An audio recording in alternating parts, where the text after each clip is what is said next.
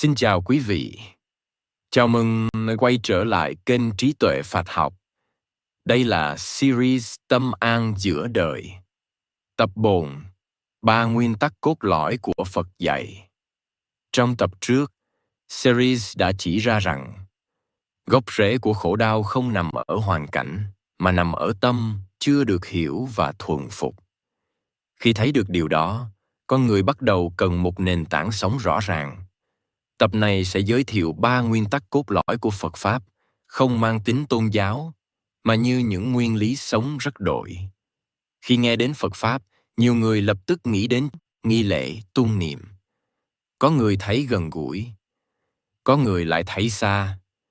Nhưng trong các bài giảng của Đại sư Sogyal Rinpoche, vị đạo sư Phật Pháp Tây Tạng, tác giả cuốn The Tibetan Book of Living and Dying, tàng thư sống và chết, ông nhiều lần nhấn mạnh rằng Phật Pháp trước hết là một con đường sống, không phải là một nhãn hiệu tôn giáo. Nói cách khác, Phật Pháp không bắt ai phải tin. Chỉ mỗi con người nhìn lại cách mình đang sống. Trong rất nhiều giáo lý sâu rộng, Sogyal Rinpoche thường quay về một nền tảng cực kỳ giản dị. 3 nguyên tắc này không cần niềm tin mù quáng, cũng không đòi hỏi phải thay đổi căn cước sống. Chỉ cần thành thật với chính mình. 3 nguyên tắc ấy là không làm điều gây hại, nuôi dưỡng điều lành, thuần phục tâm. Nghe thì đơn giản, nhưng sống được thì không hề dễ. Nguyên tắc đầu tiên, không làm điều gây hại. Trong Phật Pháp, gây hại không chỉ là làm tổn thương người khác bằng hành động, lời nói cũng có thể gây hại. Và sâu hơn nữa, ý nghĩ cũng có thể gây hại. Một ý nghĩ đầy giận dữ, khinh thường, đố kỵ. Dù chưa nói ra, vẫn đang làm tổn thương chính người mang nó. Sogyal Rinpoche từng nói, trước khi làm hại người khác, tâm ta đã tự làm hại chính mình. Nhiều người sống cả đời mà không nhận ra rằng sự cay nghiệt, oán trách, trách móc liên tục bên trong chính là nguồn mệt mỏi lớn nhất. Không làm điều gây hại, vì thế trước hết là dừng lại với chính tâm mình. Nguyên tắc thứ hai, nuôi dưỡng điều lành. Điều lành trong Phật Pháp không phải là điều lớn lao. Không phải ai cũng cần làm việc vĩ đại. Một ý nghĩ mềm hơn, một lời nói bợt sắc, một hành động không vì mình mà gây tổn thương người khác. Những điều rất nhỏ ấy, theo Sogyal Rinpoche, chính là hạt giống. Tâm giống như một cánh đồng, gieo gì thì gặt nảy. Không ai sống ngoài luật này. Con người thường cho tâm ăn rồi mới sống tử tế. Nhưng Phật Pháp chỉ ra điều ngược lại. Chính cách sống sẽ dần làm tâm an. Nguyên tắc thứ ba cũng là nguyên tắc khó nhất, thuần phục tâm. Thuần phục không có nghĩa là đàn áp, cũng không phải là ép tâm phải im lặng. Sogyal Rinpoche giải thích rất rõ. Thuần phục tâm là học cách nhận biết nó, thay vì để nó kéo ta đi. Tâm giống như dòng nước, càng chống lại, nó càng mạnh. Càng nhìn thẳng, nó càng lặng.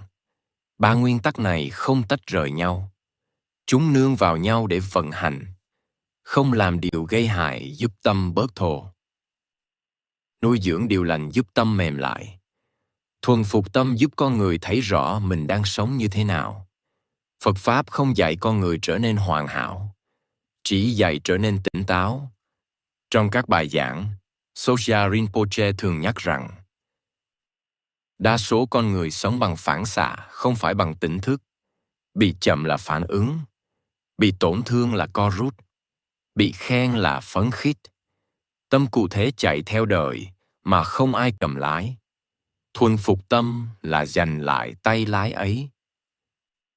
Một điều quan trọng là 3 nguyên tắc này không yêu cầu phải tin vào bất kỳ điều gì siêu hình.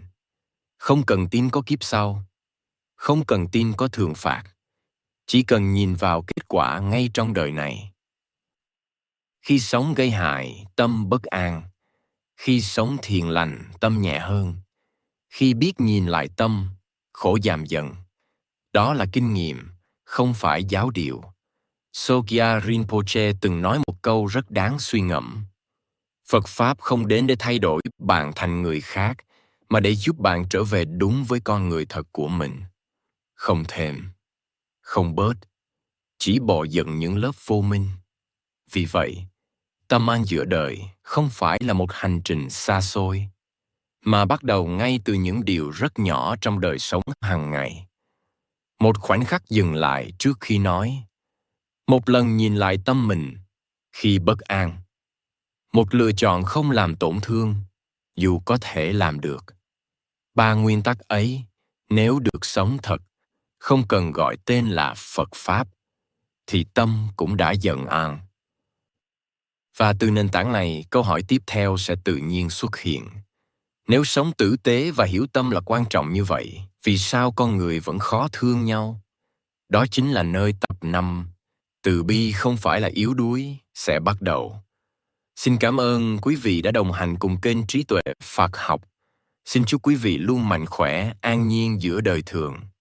Hãy nhấn like và subscribe kênh để không bỏ lỡ những nội dung hữu ích tiếp theo nhé.